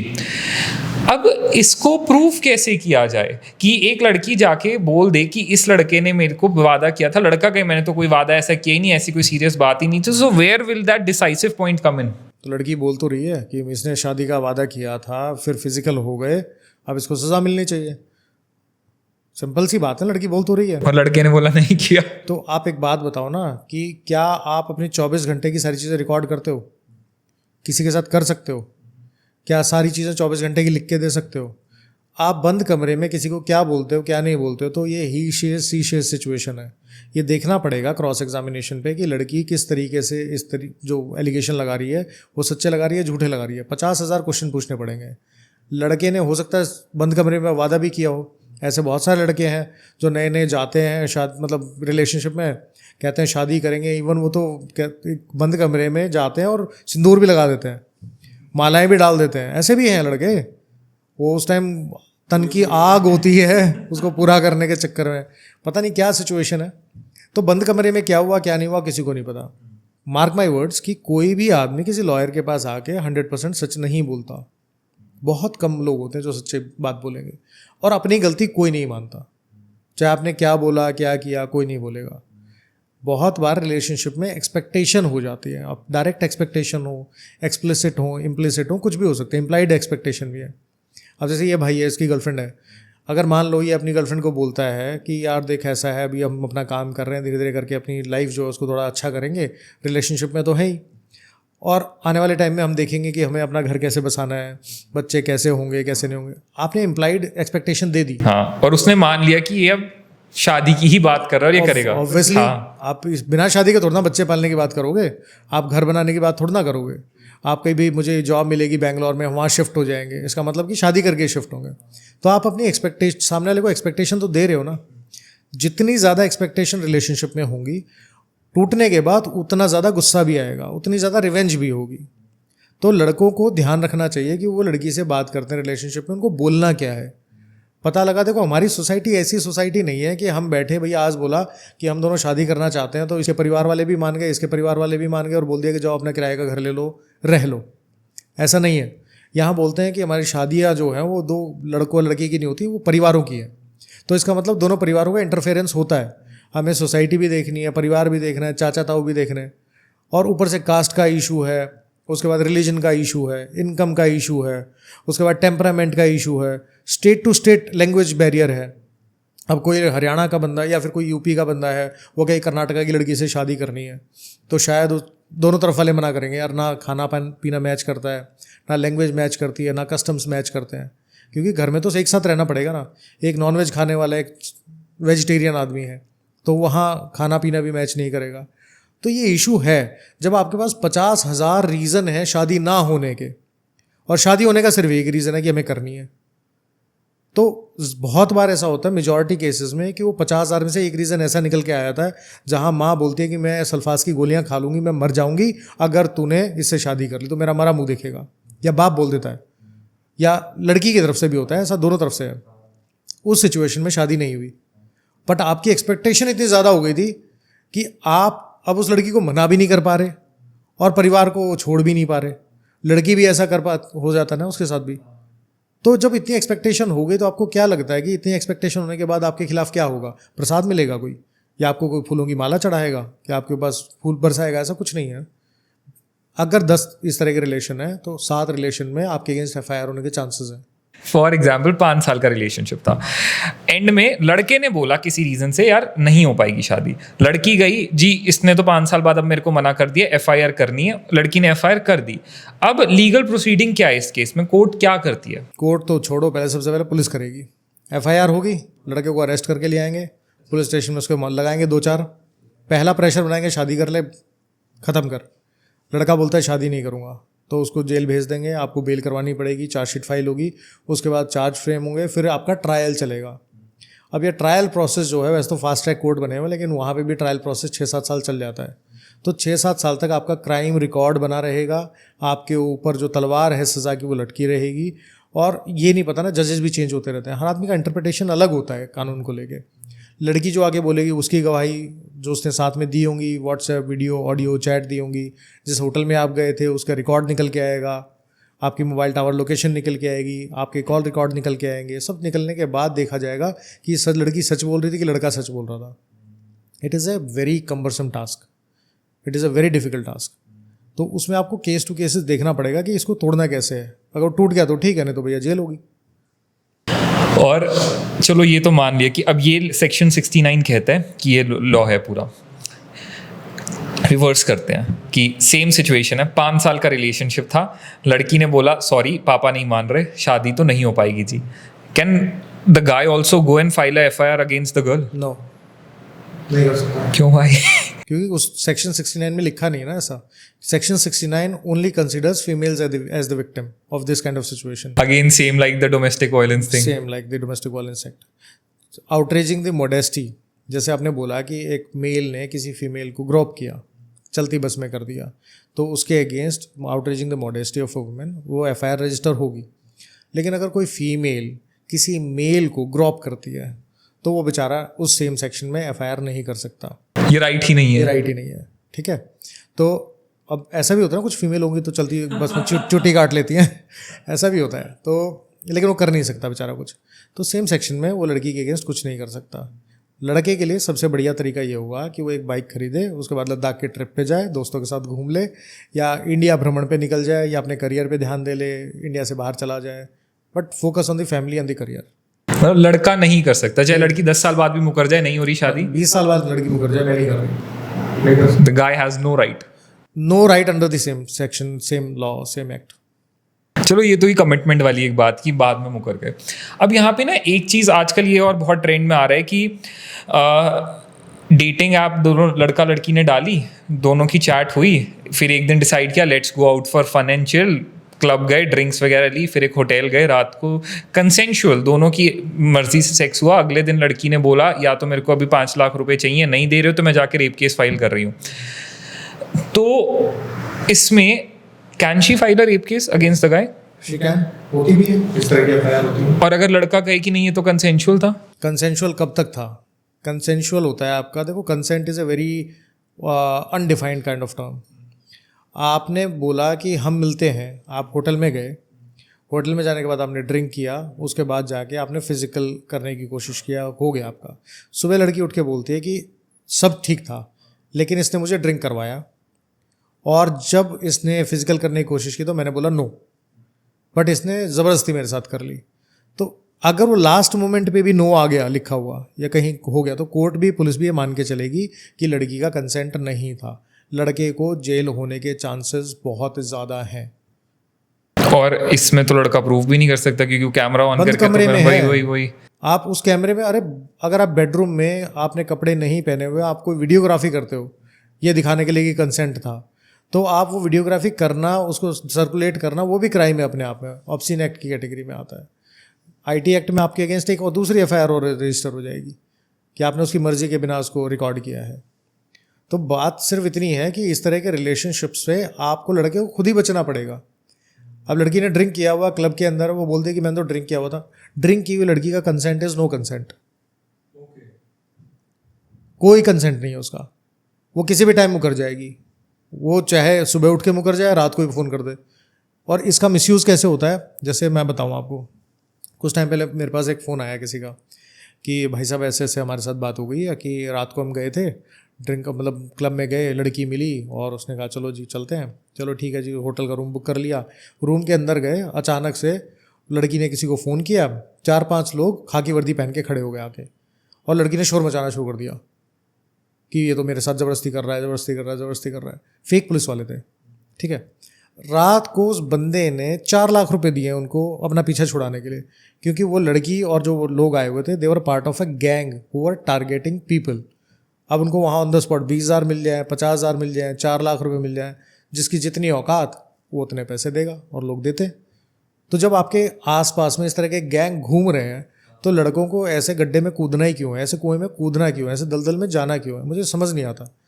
कि अगर आपको देखो, आप एक तरफ तो बोलो कि है जी हमें चिल करना है, हमें बहुत पार्टी करनी है, सब कुछ है, आप ऐसी कंट्री में जाओ ना जहाँ सब लीगलाइज्ड है, यहाँ आप जाते हो, यहाँ आपके अगेंस्ट लोग जब आपको टारगेट करने के लिए घूम रहे हैं, सब चीज़ें हो रही हैं, दे आर पिन पॉइंटिंग कि इस लड़के को आज रगड़ना है, तो आपको वो काम करना क्यों है? सिर्फ एक्साइटमेंट के चक्कर में। आपकी एज है, मान लीजिए 18 साल से 25 साल की आपकी वो एज होती है जिसमें आप या तो करियर बना सकते हो या ये काम कर सकते हो। दोस्त आपके गाड़ियों में घूम रहे हैं जिनके पास पैसा बहुत है, आप उनकी देखा देखी उनके साथ चलना शुरू कर देते हो। आपकी औकात नहीं है संभालने की, तो करना क्यों है? मैं बार बार बोल रहा हूँ, करना क्यों है? वो सिर्फ इसलिए क्योंकि आपके उस टाइम पे, वो टाइम पे ना बुरा टाइम चल रहा है, इसलिए आप ये काम कर रहे हो। जब तक सब गुडी गुडी है, कोई इशू नहीं है। लड़की ने कोई शोर नहीं मचाया, वो चली गई, हैड अ गुड टाइम, ठीक है। लेकिन अगर एक बार भी ऐसा हो गया तो आप ये मान के चलना फिर आपकी लाइफ खराब है, पूरी जिंदगी बर्बाद हो जाएगी। वो चाहे बाद में छूटो भी, पर वो इतना मोटा 5-10 साल का धब्बा तो लग ही गया। इट इज़ लाइक, चलो इसको एक दूसरे एग्जाम्पल से समझो। आपके यहाँ पे रोड है, कैसा रोड है? चलता हुआ रोड है, रेड लाइट भी नहीं है यहाँ पे। अब मैं आपको बोल दूँ कि अमित रोज़ सुबह सुबह 10 बजे पीक आवर्स में भाग के रोड क्रॉस किया करो बिना देखे हुए। कितनी बार है कि आप रोड क्रॉस कर लोगे? हो सकता है 10 बार कर लोगे, 20 बार कर लोगे, ऐसा हो सकता है। क्या ऐसा कि हमेशा ही आप रोड को ठीक ठाक निकल जाओगे? कोई रिक्शा वाला टक्कर नहीं मारेगा। तो same is this kind of issues. बार बार आप एक काम कर रहे हो, एक बार हो गया, 2 बार हो गया, जरूरी नहीं कि हर बार होगा। एक बार हत्थे चढ़ गए ना, सब बराबर कर देंगे। और ये तो है ही ऐसी चीजें कि रेप एंड ऑल के चार्जेस तो जिंदगी में लड़के की खराब नहीं होती ना लाइफ, लड़के का पूरा परिवार रोड पे आता है। पुलिस वाले पैसे मांगेंगे, लड़की पैसे मांगती है, उसके बाद आप लॉयर एंगेज करते हो, लॉयर की फीस भी होगी ना, उसके बाद चार्जशीट होगी, हैरेसमेंट होगा, क्रिमिनल रिकॉर्ड बन गया, आप सरकारी नौकरी में नहीं जा सकते, आप इंडिया से बाहर जाना है तो आप कोर्ट की परमिशन के बिना इंडिया से बाहर नहीं जा सकते, चाहे पढ़ने जाना हो, बिजनेस करने जाना हो, कुछ भी करने जाना हो, तो आप बाहर के जो करियर के प्रोस्पेक्ट हैं वो खत्म हो गए। उसके अलावा जितनी भी डेट लगेंगी कोर्ट की, अब आपका एडमिशन हो गया चेन्नई में, आप बैठे हो दिल्ली में और केस यहाँ दिल्ली में चल रहा है, तो हर डेट पे आपको आना पड़ेगा। उसका खर्चा कौन बियर करेगा? आप कमा तो रहे नहीं हो अभी। उसके बाद आपका जो ट्रायल खत्म होता है, उसके बाद अगर सज़ा हो गई तो आपको तिहाड़ भेज देंगे, और आप गए थे सिर्फ गुड टाइम के लिए, और तिहाड़ में आपके साथ जो गुड टाइम होगा उसको कौन संभालेगा? सोचने की बात है ना। इन सब को करते करते इस 8 साल के अंदर आपके, मेरे हिसाब से नाना करते हुए, लाखों रुपए तो जो है वो उतर जाएंगे इधर से उधर। तो आपका परिवार आपको संभालेगा या वो खुद को संभालेगा? मतलब डजंट मेक एनी सेंस यार। तो मतलब जैसे लॉज हैं आज के वक्त पे हमारी कंट्री में, और जितना सेंसिटिव ये चीज़ें चल रही हैं, as a lawyer I guess do you suggest to guys या even people to get into even physical relationship शादी से पहले? देखो, शादी से पहले फिजिकल रिलेशनशिप का देखो साइकोलॉजिकल इफेक्ट भी है। मेरी सजेशन ये नहीं है, this is your life, your choices. I am nobody to tell you कि तुम्हें करना क्या है। तुम्हारा मन करे, मतलब तुम्हारे मन को भाया, तुमने कुत्ता काट के खाया, मुझे डजंट मैटर टू मी, ठीक है, मुझे फ़र्क नहीं पड़ता उससे। लेकिन आप कोई भी काम कर रहे हो तो बी विजिलेंट। कोई भी काम करने से पहले अगर आपने कोई चॉइस की है, own your choices, own the consequences. कि गड़बड़ हो गई तो फिर हो गए तो संभाल लूँगा, नहीं संभाल सकते हो मत जाओ। फिजिकल रिलेशनशिप में जाना आपके लिए सिर्फ शादी से पहले, मैं बता रहा हूँ कि शादी से पहले फिजिकल रिलेशनशिप में जाना जो है वो सिर्फ आपका, सिर्फ ऐसा नहीं कि आपने गुड टाइम एंजॉय कर लिया। जितनी बार कोई फिजिकल रिलेशन में जाएगा उतनी बार उसकी ना चाहते हुए एक इमोशनल बॉन्डिंग जो है वो बन जाएगी। वेस्टर्न कंट्रीज़ में हमने देखा है, मतलब बहुत सारी रिसर्च भी आई है कि जब आपके मल्टीपल पार्टनर्स होते हैं तो मल्टीपल पार्टनर्स में क्या होता है कि आपकी बॉडी जो है वो क्रेव करती है उस पार्टनर के लिए जिसके साथ आपका फिजिकल इंटीमेसी हुई है। फिर आपका क्या होगा, पार्टनर चेंज हो गया, आपकी फिजिकल इंटीमेसी चेंज हो गई, धीरे धीरे करते हुए आपकी साइकी चेंज हो जाती है और आपको एक अच्छी हेल्दी मैरिड लाइफ एंजॉय करने में प्रॉब्लम आती है। बिकॉज आपका साइकोलॉजिकल कनेक्ट ऐसा होता है कि आज मैंने ये फिजिकल कर लिया, अब इसके साथ मैं बहुत टाइम तक नहीं कर सकता हूँ या नहीं कर सकती हूँ, अब दूसरा पार्टनर चाहिए। And that again creates a discord between the husband and wife. That is again one of the reasons जिसकी वजह से डाइवोर्स भी ज़्यादा हो सकते हैं। ठीक है, वेस्टर्न कंट्रीज़ में मेजॉरिटी डाइवोर्सेस का रीज़न जो है फाइनेंस और एक्स्ट्रा मैरिटल अफेयर, इनफिडेलिटी, दोनों है। तो आपकी जब साइकी स्कूल टाइम से इस तरह की बन गई तो आपको लगता है कि आप एक पार्टनर के साथ बाद में एंजॉय कर पाओगे throughout life. This is but common sense. No, अब लोग बोलेंगे यार ये वकील साहब हैं, इनको साइकोलॉजी के बारे में क्या पता, बोल देते हैं लोग कमेंट सेक्शन में, कोई कुछ भी बोल देगा, डजेंट मैटर। आप कॉमन सेंस तो देख लो ना यार। और पता है जब हम ये रिलेशनशिप्स की बात करते हैं ना, एक वक्त था जब प्यार व्यार ना लोग सोचते थे ठीक है 20-25 साल 22 साल 21 साल, आजकल तो प्यार 14 साल की उम्र में भी हो जाता है और कल्चर इतना ओपन है कि लोग 16-17 साल की उम्र में भी लड़का लड़की चीज़ें कर लेते हैं। अब मान लीजिए कोई माइनर ने ऐसा कुछ कर लिया, एक माइनर 11th-12th क्लास का लड़का या लड़की, दोनों ने they had physical relationships and everything, and ये बात लड़की के पेरेंट्स को पता चली या लड़की ने बाई चांस कंसीव कर लिया इस वजह से, तो क्या माइनर पे भी प्रोसीडिंग्स का कुछ है या उनके लिए लॉस कैसे हैं? लड़के के अगेंस्ट FIR मतलब केस जो है वो लड़के के अगेंस्ट बनता है। अगर लड़की माइनर है, लड़का माइनर है, दोनों के फिजिकल हो गए, तो जो केस बनेगा वो लड़के के अगेंस्ट बनेगा, लड़की के अगेंस्ट नहीं बनेगा। ओके और लेकिन वो ट्रीट माइनर की तरह ही किया जाएगा, फिर उसकी पनिशमेंट माइनर की तरह ट्रीट होगा। अगर वो 17 साल 17.5 साल का है और प्रोसिक्यूशन को लगता है कि इसको एज ए अडल्ट ट्रीट करना है, तो वो एप्लीकेशन लगा सकते हैं। कोर्ट ने अगर अलाउ कर दिया तो फिर उसकी जो पनिशमेंट है वो अडल्ट की तरह चलेगी, ट्रायल अडल्ट की तरह चलेगा। वो एक लूप होल है। लूप होल क्या है? मतलब बेसिकली एक एक्सेप्शनल सर्कमस्टांसेस है जहाँ हो सकता है। तो लड़का लड़की की जो एज है वो इन्जॉयमेंट के लिए, एक्साइटमेंट के लिए कर लेते हैं, करना नहीं चाहिए। अब चलो ये तो हो गए रिलेशनशिप वाले और ये ऐसी चीज़ें।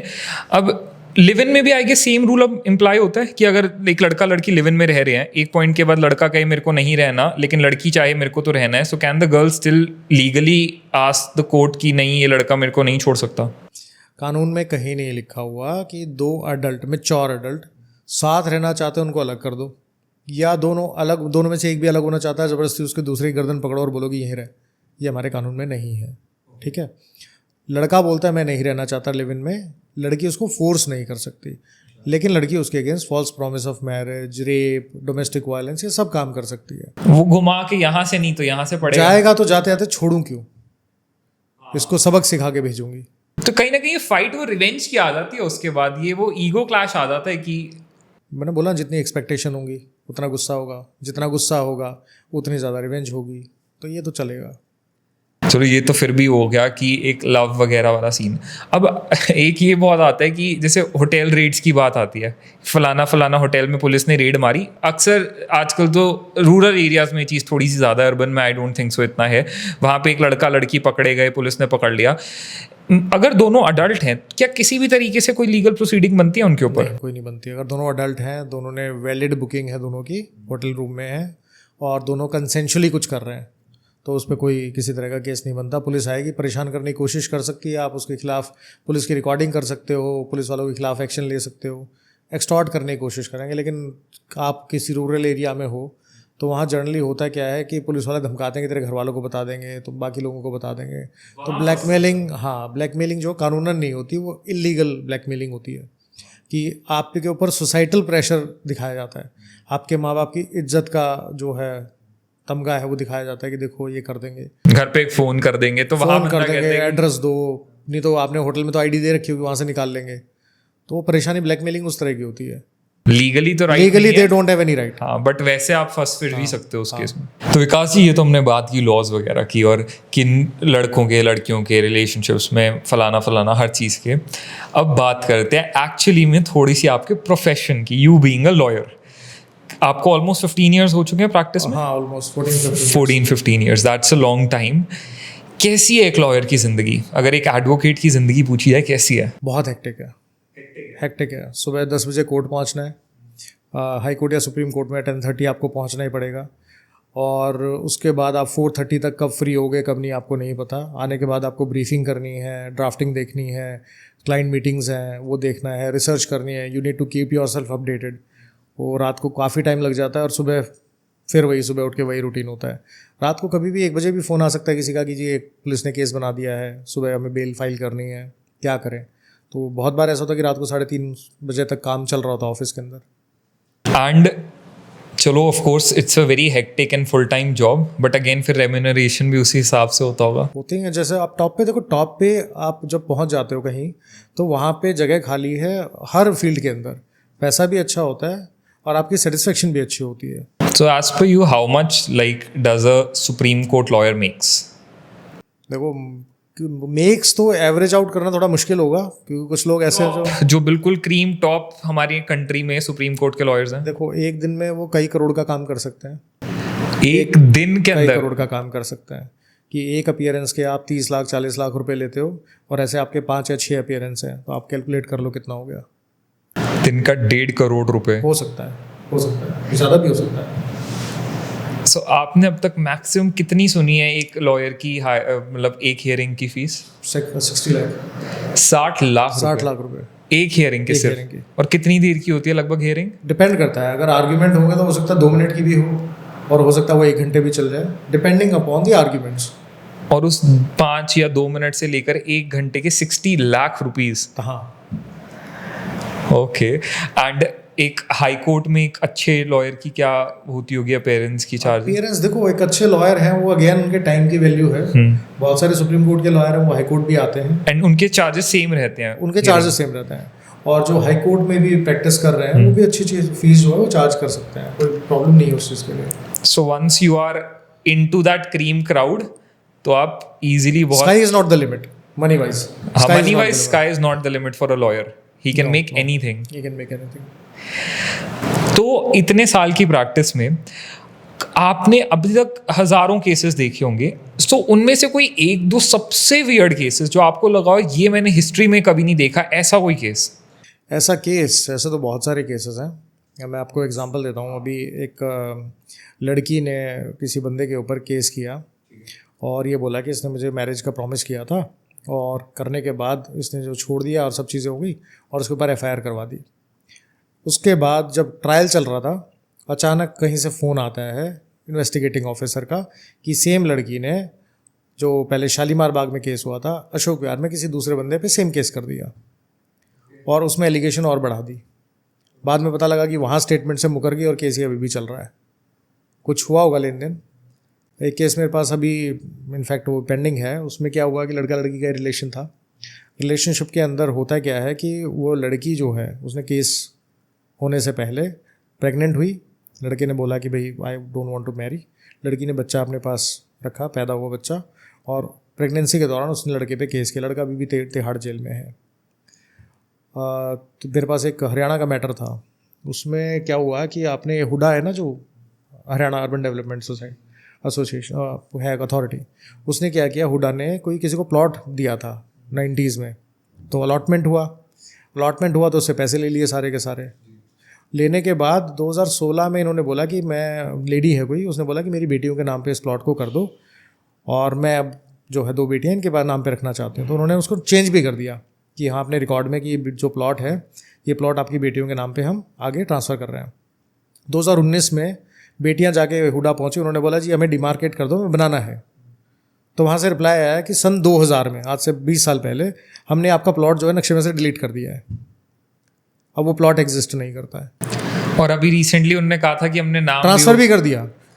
फिर कहते हैं कि जी हम आपको इसके बदले ऑल्टरनेट प्लॉट दे सकते हैं एज़ पर आर पॉलिसी, अगर आप उसके लिए थोड़ा बहुत पैसा और दो और जो अप्लाई कर दो। तो इन्होंने लिख के दे दिया कि ठीक है जी दूसरा प्लॉट दे दो।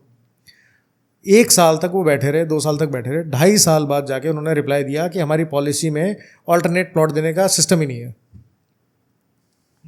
This is the government department जो एक एक प्लॉट, एक एक ज़मीन का नक्शा नाप के इंच हिसाब से लगाते हैं, और 2016 में ट्रांसफ़र कर रहे हैं उस प्लॉट को जो डिलीट कर चुके हैं। और ये कहा जा रहा है कि हम आपको ऑल्टरनेट प्लॉट दे देंगे, उसका पेपर वर्क कर लो, लेकिन बाद में पता चल रहा है ये पॉलिसी ही नहीं है, पॉलिसी नहीं है। तो हम Punjab and Haryana high court गए थे, तो वहाँ से हम रेट पिटीशन फाइल की, फिर उसको रिलीफ को लेके आए, तब ये हुआ था। तो ये तो वैसे तो बहुत सारे केसेस आप देखते हो। तो जैसे विकास, कोई भी क्रिमिनल लॉयर है, आपने भी क्रिमिनल केसेस डेफिनेटली लड़े होंगे, तो कभी ऐसा होता है कि आप किसी के अगेंस्ट केस लड़ रहे हो, किसी भी एक पार्टी का, ऑपोजिशन पार्टी का, धमकियों वाले कॉल्स आने लग जाएं, क्योंकि ऑफ कोर्स एक लॉयर इस जोन में है कभी आता है कि तुम ये केस लड़ रहे हो, तुम्हारे साथ अच्छा नहीं होगा। कभी आता है। This is a part and parcel of the job. And like जब एक लॉयर को पहली बार ऐसी कोई कॉल आती है, कोई ऐसी धमकी आती है, तो क्या रिएक्शन होता है? फर्स्ट रिएक्शन सबसे पहले होता है कि भाई जिस बंदे को तू फ़ोन कर रहा है तेरे को पता है कौन है, और अगर तुझे पता है तो तुझे जो भी काम करना तो कोर्ट आ जा। हमें तो रोज़ जाना है ना वहाँ पे। कह जो तू मुझे धमकी दे रहा है, तेरे से बड़े बड़े बंदों की तो हम बेल करवाते हैं। तो सबसे पहला रिएक्शन तो ये होता है कि फ़ोन रख, चल तेरे को जो करना है कर लियो। तो कभी वो फियर वाली वो चीज़ नहीं आई कि देखो ultimately we are also human beings.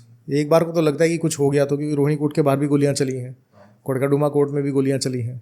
लेकिन eight the end of the day आपको लगता है कि जब आप कोई काम कर रहे हो, ठीक काम कर रहे हो, और जो बंदा आपको धमकी दे रहा है, आप भी तो, हमारे पास भी रिसोर्सेज होते हैं, ऐसा नहीं कि रिसोर्सेज नहीं है, हमारे पास भी जानकारी होती है, हम लीगल कोर्स भी ले सकते हैं, लीगल रिकोर्स भी लेते हैं, तो ऐसा कुछ नहीं है, डरने वाली तो बात नहीं है। अगर आप अच्छा काम कर रहे हो तो डरने वाली बात नहीं है। उनको हमारी ज़्यादा ज़रूरत होती है एज़ कम्पेयर टू कि हमें उनकी ज़रूरत हो। हाँ कि अभी धमकी मत दे, कल को अब फंसेगा ऐसे तो मैं भी राम जेठमलानी साहब को कितनी धमकियाँ आई होंगी, क्या उन्होंने क्रिमिनल प्रैक्टिस छोड़ दी? तो अब डॉक्टर है, डॉक्टर से नोबल प्रोफेशन लगता है किसी को, although it has been commercialised. Covid में तो बहुत गालियाँ खाई डॉक्टर्स ने, लेकिन मैं कह रहा हूँ कि नोबल प्रोफेशन की अगर आप बात करो, डॉक्टर से ज़्यादा नहीं है। क्या हॉस्पिटल में डॉक्टरों की पिटाई नहीं होती? क्या उनको धमकियाँ नहीं आती? आती है ना। तो आप ये नहीं बोल सकते यार कि अब आप पॉडकास्ट कर रहे हो, कोई गेस्ट आ जाए, कुछ उटपटांग बोल जाए, तो गालियाँ तो आप भी खाओगे। रणवीर अलाहाबादिया को भी जान से मारने की वो गालियाँ दे रहे हैं लोग, समय रैना को भी जान से मारने की बात कर रहे हैं।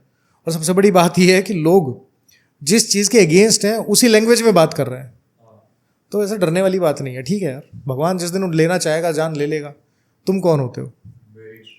अब जब बात आती है दैट एक सुप्रीम कोर्ट का एडवोकेट बहुत अच्छी वो है, तो इसके साथ साथ पर्क्स क्या आती हैं of a supreme court advocate? What powers does a supreme court advocate hold? जब वो गाड़ी के ऊपर एडवोकेट का लगा होता है ना, कोई पावर नहीं होती। लॉयर में और कॉमन मैन में कोई फ़र्क नहीं होता। सिर्फ इतना है कि अगर आप पुलिस से बात कर रहे हो तो पुलिस आपकी बात का रिगार्ड रख लेगी कि वकील साहब हैं, गलत तो बोलेंगे नहीं, या अगर होगा कुछ तो ये लीगली लड़ेंगे। सिर्फ आपकी नॉलेज है जो आपको कहीं ना कहीं एक एज देती है, उसके अलावा आप में और मुझ में कोई फ़र्क नहीं है। मैं भी वैसे ही खाना खाता हूँ, उसी तरीके से सोता हूँ जैसे आप हो। अगर मैं जाऊँगा किसी बंदे से बात करूँगा, कोई मेरे काम के लिए मना कर देगा, तो जैसे आपके लिए मना कर सकते हैं, मुझे भी मना कर सकता है। बट ये है कि एक थोड़ी सी कहते ना सेटिस्फेक्शन आ जाती है कि यार लड़ना नहीं है हर जगह पे, this is not my arena. अगर मैं रेड लाइट पे जाके किसी ट्रैफिक पुलिस वाले से लड़ूंगा तो आई am not the good lawyer. मैं उसको ये बोलूँगा कि भाई साहब मैंने गलती अगर की है तो चालान काट दो, आई विल पे दैट चालान, चाहे मैं यहाँ पे करूँ चाहे मैं कोर्ट में पे करूँ, बट मैं अपना टाइम वेस्ट नहीं करूँगा because that is not my ring. लेकिन अगर कोर्ट में कभी आ गए और मैं क्रॉस एग्जामिनेशन कर रहा हूँ तो don't expect that I will hold back, I never do that. वो मेरा रिंग है, वो मेरा एरेना है, मैं वहाँ काम करूँगा, बाहर लड़ाई करने का कोई फ़ायदा नहीं है। ग्रेट। लेकिन अब अगर हम बात करें यहीं पे सुप्रीम कोर्ट के जज की, यू नो द जुडिशरी, वहाँ पे एक level of respect and everything and हर चीज़ एकदम से बदल जाती है इफ़ यू आर अ जज ऑफ अ सुप्रीम कोर्ट। तो अगर मैं आपका एक इंडिविजुअल ओपिनियन पूछूं, what would you prefer, being an advocate in the honourable supreme court और बीइंग द जज of a honourable supreme court? देखो, being a lawyer is more satisfactory for me. Okay, वो इसलिए कि मैं रात को 12 बजे या 1-2 बजे भी आपका किसी का फ़ोन आता है कि मुझे हेल्प की रिक्वायरमेंट है, तो I will be available, I will be more connected to public. मैं सुप्रीम कोर्ट की सीट पे अगर बैठा हूँ तो I will not be connected to the public at large. मैं ग्राउंड लेवल पे लोगों से बात नहीं कर सकता हूँ क्योंकि मेरे पास वो टाइम ही नहीं होगा काम करने का। दूसरा है वो सर्कल चेंज हो जाता है। सुप्रीम कोर्ट में सीट पे बैठना जो है, जो रिस्पेक्ट है, वो जज की रिस्पेक्ट नहीं होती है, वो कुर्सी की रिस्पेक्ट होती है। जजेस चेंज होते रहते हैं। आप सुप्रीम कोर्ट की जो चेयर है जज की, उसकी रिस्पेक्ट है, कोर्ट की रिस्पेक्ट है। अब एक जज जाएंगे, दूसरे चले जाएंगे, आपने अच्छी जजमेंट पास की है, आपने बुरी जजमेंट पास की है, तो ऐसा तो है नहीं कि हर आदमी चंद्रचूड़ साहब को भी जो क्रिटिसाइज़ कर रहा है या हर आदमी उनकी तारीफ़ कर रहा है, ऐसा भी नहीं होता है। आप रिटायर हो गए तो आपका क्रिटिसिज्म शुरू हो जाएगा। कुछ लोगों को ये लगता है कि हम सुप्रीम कोर्ट की सीट पे बैठ गए तो हम जो जजमेंट पास कर रहे हैं, बहुत अच्छी जजमेंट पास करते हैं, उससे एक सोसाइटी में चेंज आता है, तो उनको सेटिस्फेक्शन होती है। Not all of them have this kind of satisfaction, ना उनको अपॉर्चुनिटी मिलती है। प्रॉब्लम यहाँ ये आती है कि 1967 का केस भी अगर 2024 में आके रूल आउट हो सकता है तो आपकी legacy does not matter. For the time being आप कोई ऑर्डर पास कर सकते हो, आपने कर दिया, ठीक है। आपको जो एक ओहदा मिला हुआ है वो ठीक है, एक गेस्टेड पोस्ट आपके पास है, आपकी टॉप ऑफ द टॉप लोगों के साथ आपका एक्सेस है, वो ठीक है। लेकिन ग्राउंड रियलिटी जानने के लिए आपको ग्राउंड पे रहना पड़ेगा।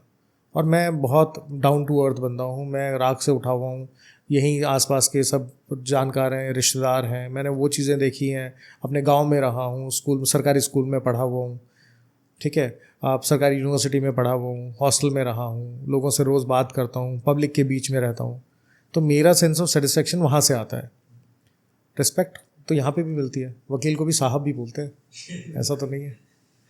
और again a very direct question, अगर मनी के पर्सपेक्टिव से देखा जाए, so being an advocate in the supreme court you are making more, और बीइंग द जज in a supreme court you are making more? As a lawyer definitely.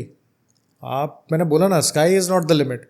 अगर आप supreme court, high court में कहीं पे भी प्रैक्टिस कर रहे हो तो sky is not the limit. आपके कैलिबर के ऊपर डिपेंड करता है कि आप कितना पैसा कमा सकते हो, कितना भी कमा सकते हो। और आप कितना भी अपने कैलिबर के अकॉर्डिंग ले सकते हो एक हियरिंग का, और लोग देंगे भी आके पूरी रिस्पेक्ट। अगर आपका कैलिबर अच्छा है तो आप जो मांगोगे वो देंगे, आप जो मांगोगे वो देंगे।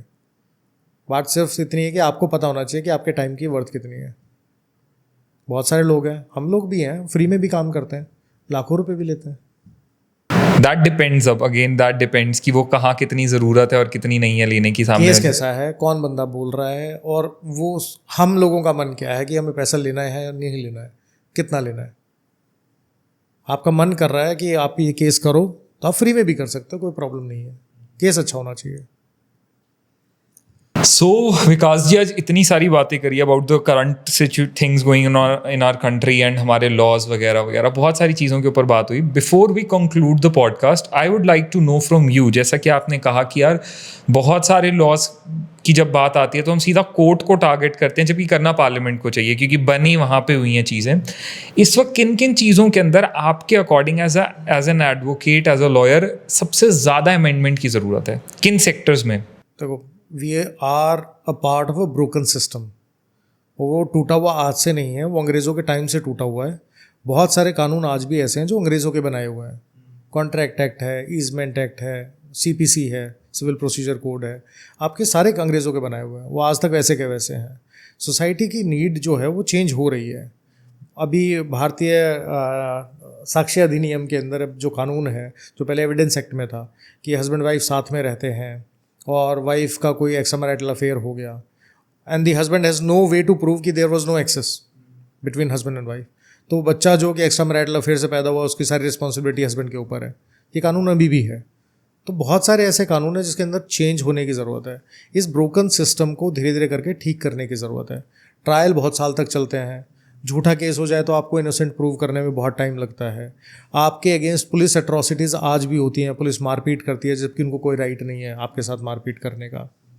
आपको फेयर ट्रायल नहीं मिल रहा है। आप कितना भी कोशिश कर लो, आपको एक फेयर ट्रायल की अपॉर्चुनिटी होनी चाहिए। जैसे अभी थोड़ी देर पहले हम बात कर रहे थे, राम जेठमलानी साहब ने भी यही बात बोली थी कि अगर किसी ने कोई क्राइम किया है, कोई ऐसा क्राइम किया है कि उसको फांसी टांगना चाहिए तो उसको टांग दो, लेकिन एक फेयर ट्रायल, फेयर अपॉर्चुनिटी तो मिलनी चाहिए ना उसको। हाँ, चाहे लोगों को लगता है कि नहीं ये तो गिल्टी है या सोशल मीडिया को लगता है गिल्टी है, उससे it doesn't mean. Social media again can not decide कि तुमने क्राइम किया कि नहीं किया है। अगर सोशल मीडिया के हिसाब से होता तो मैं बता रहा हूँ आधी देश जो है ना उसको फांसी पे टांग चुके होते लोग। आपके पड़ोसी गलत कर रहा है, आप उसकी वीडियो बना के डाल दोगे तो बड़ा गंदा आदमी है तो उसके खिलाफ बोलना शुरू कर देंगे सारे पड़ोसी ऐसे होते हैं। Doesn't make any sense. जो आपका सिस्टम है, इसके अलावा आपका पार्लियामेंट्री सिस्टम है, उसके अंदर अमेंडमेंट लाने की ज़रूरत है बहुत सारी। जो गवर्नमेंट की स्कीम्स हैं वो ग्राउंड लेवल पे लोगों तक उसका बेनिफिट नहीं मिल रहा है जो मिलना चाहिए। बहुत सारे देश ऐसे हैं जो इंडिया को एक्सप्लॉइट कर रहे हैं, ठीक है, हमारे आपस के नेबरिंग कंट्रीज़ भी हैं, उनको ऊपर कोई किसी तरह का दबाव नहीं है, उनके ऊपर जो हमारा एक्शन होना चाहिए वो नहीं है। तो सिस्टम जो अब आप देखोगे ना वो 360 डिग्रीज ब्रोकन सिस्टम है। हम उस ब्रोकन सिस्टम का में काम कर रहे हैं। उस ब्रोकन सिस्टम को धीरे धीरे करके बहुत स्ट्रांग बनाने की कोशिश हमारी हर रोज़ होनी चाहिए। सिर्फ छोटी बात नहीं है। आप सोशल मीडिया की बात कर लो, सोशल मीडिया के ऊपर भी बहुत कोई कुछ भी बोल देता है। थोड़ा एटलीस्ट रिस्ट्रिक्शन होनी चाहिए। साथ में एक तरफ तो हम बोल रहे हैं कि भाई थोड़ी रिस्ट्रिक्शन होनी चाहिए, मैं भी बोलता हूँ इस चीज़ के लिए, लेकिन जो हमारा आर्टिकल 19 है, freedom of speech, that should be at least absolute.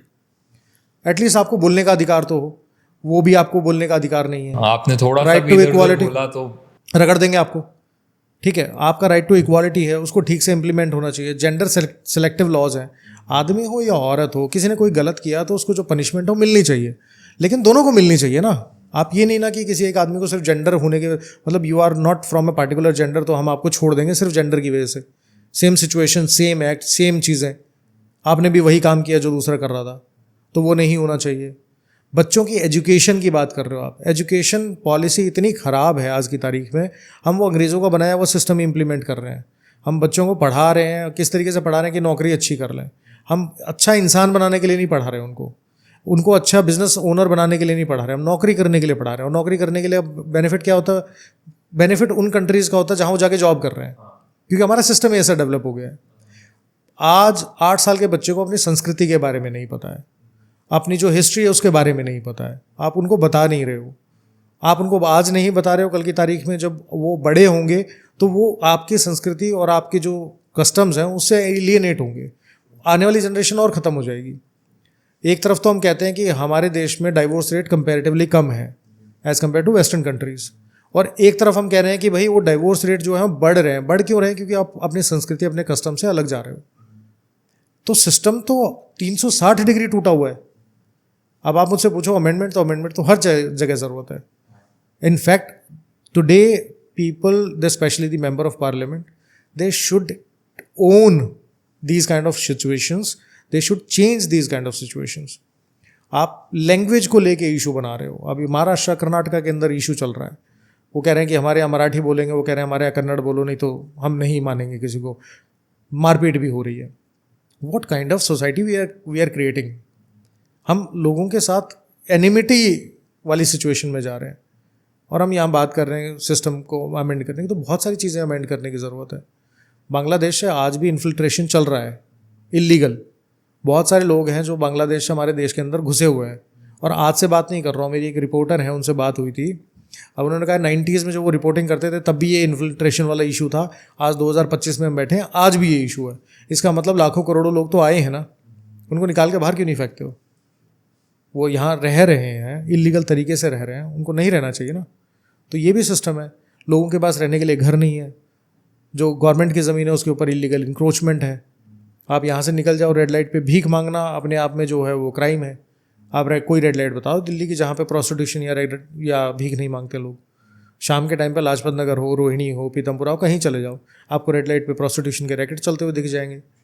क्या आपके घर की बहन बेटियाँ जो सेफ्टी के साथ शाम को वहाँ ट्रैवल कर सकती हैं, वॉक कर सकती हैं? नहीं कर सकती हैं। आपको एक क्लोज जो गेटेड सोसाइटी है वहाँ रहना पड़ेगा। जबकि होना क्या चाहिए कि शाम को टाइम पे आपको वॉक करना, 5 किलोमीटर दूर तक जाओ ना सेफ्टी के साथ।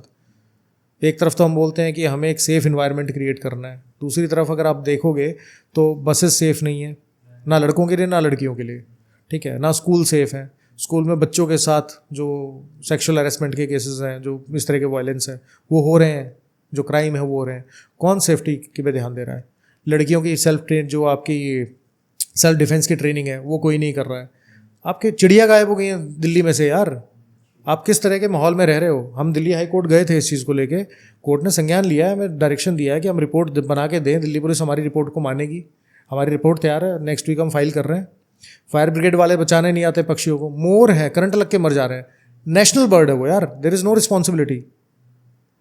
आप बैंक में अपना पैसा रखते हो और बैंक में पैसा अगर आपका कम हो गया मिनिमम बैलेंस से तो आपके ऊपर पेनल्टी है, चार्जेस हैं। आप बैंक से लोन लेते हो, नहीं पे कर पा रहे हो तो आपकी जो प्रॉपर्टी है बैंक सीज कर सकता है।